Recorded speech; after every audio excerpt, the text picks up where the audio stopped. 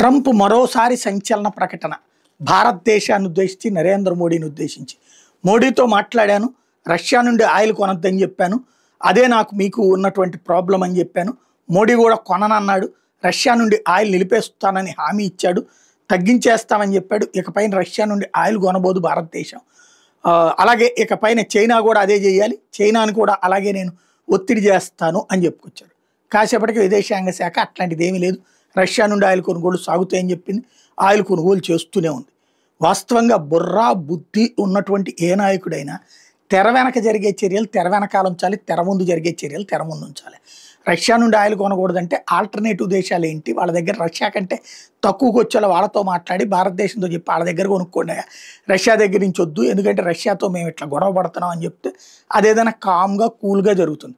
అలా కాకుండా రష్యా మీదకి నేను గొడవకి వెళ్తున్నాను కాబట్టి నేను చెప్పినట్టే నువ్వేనాలి అంటే అమెరికాకి తాబేదారులం కాదు, అమెరికాకి సామంతులం కాదు. చైనా చీపొమ్మంది, ఆ భారతదేశం కాదు పొమ్మంది. ట్రంప్ పిలిస్తేనే పోనటువంటి మోడీ ఇప్పుడు ట్రంప్తో ఫోన్లో మాట్లాడేసి వినేశాడు, మాట్లాడేశాడు, అమలు చేసేస్తాడు అని చెప్పి ట్రంప్ చెప్పడం అంటే ఇంత సిగ్గుచేటైన రాజకీయ నాయకుడు ప్రపంచంలో మరెవడో ఉండడేమో.